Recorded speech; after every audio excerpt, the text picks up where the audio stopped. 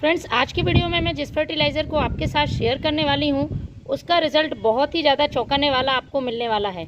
क्योंकि महीने भर पहले मैंने इस फर्टिलाइज़र को अपने इस रोज़ प्लांट पर यूज़ किया था और उसका रिज़ल्ट मैं आपको दिखाने वाली हूँ। जिस भी फर्टिलाइज़र को मैं आपके साथ शेयर करती हूँ पहले अपने प्लांट पर उसका रिज़ल्ट लेती हूँ, उसके बाद ही मैं आपके लिए ये फर्टिलाइज़र बताती हूँ। ये मेरा रोज़ प्लांट है। 1 महीने पहले पूरी तरह से सूख चुका था और इसमें बहुत ज़्यादा इंसेक्ट और फंगस ने अटैक किया हुआ था।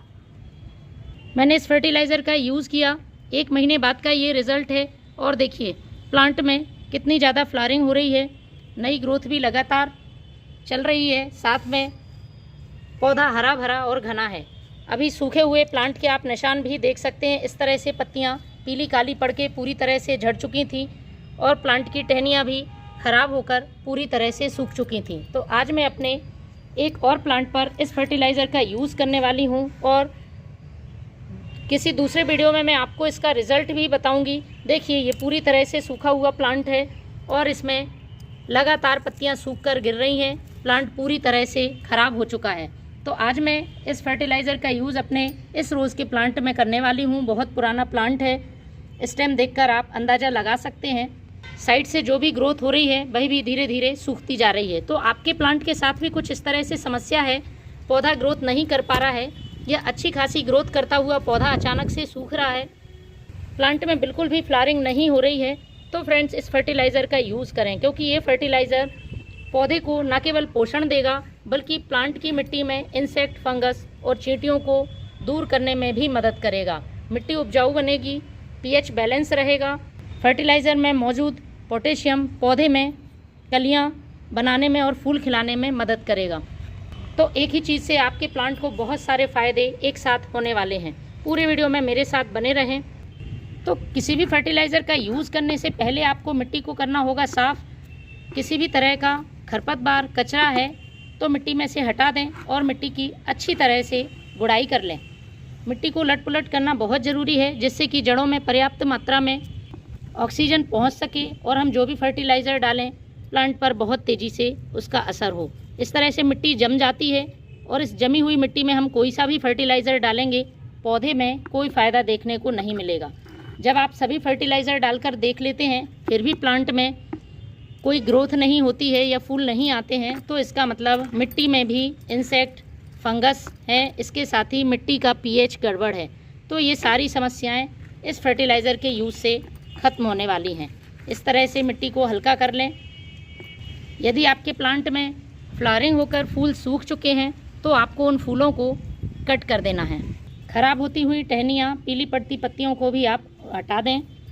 ये पौधा पूरी तरह से मरने की कगार पर है और फ्रेंड्स मैं आपको इसका रिज़ल्ट बताऊंगी कि किस तरह से ये पौधा फिर से हरा भरा हो चुका है। क्योंकि इस पौधे को भी कुछ ऐसी ही परेशानी ने घेर लिया था और प्लांट ने मुझे बहुत अच्छा रिज़ल्ट दिया है।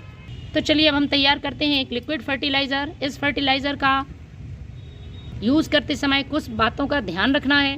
पहला, आपको इसको स्प्रे नहीं करना है, सिर्फ हमें मिट्टी में ही इसको यूज़ करना है। दूसरा, महीने में एक बार ही इसका इस्तेमाल करना है, बार बार हमें इसको रिपीट नहीं करना है। इतने में ही हमारा प्लांट हरा भरा हो जाएगा।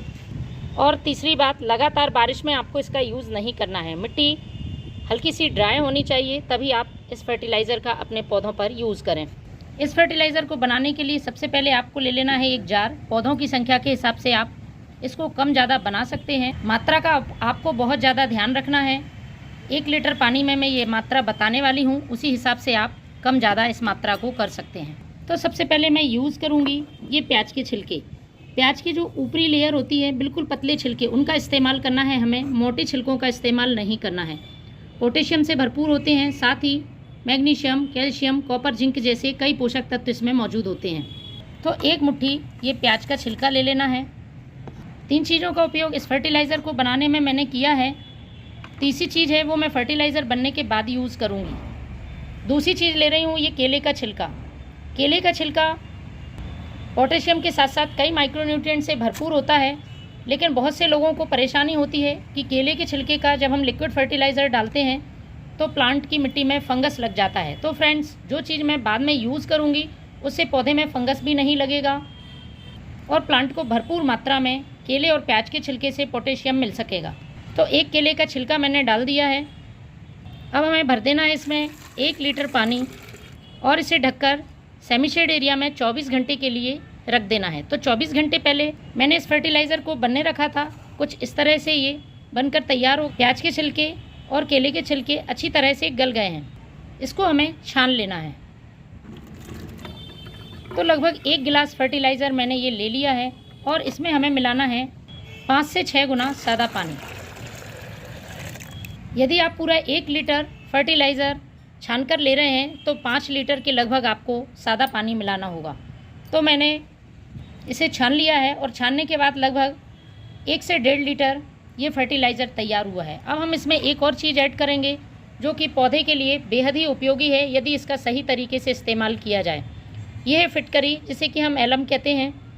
एक पावरफुल फंगीसाइड इंसेक्टिसाइड की तरह काम करती है और मिट्टी के पीएच को बैलेंस करती है। मिट्टी का पीएच एसिडिक हो जाता है फूलों वाले पौधों के लिए, जो कि बहुत ही ज़्यादा फ़ायदेमंद है। इस फर्टिलाइज़र का यूज़ आप अपने सभी प्लांट्स पर कर सकते हैं, फूलों वाले, फलों वाले या सब्जियों वाले, सभी के लिए उपयोगी है। तो फ्रेंड्स, आपको फिटकरी को अच्छी तरह से पीसकर पाउडर बना लेना है।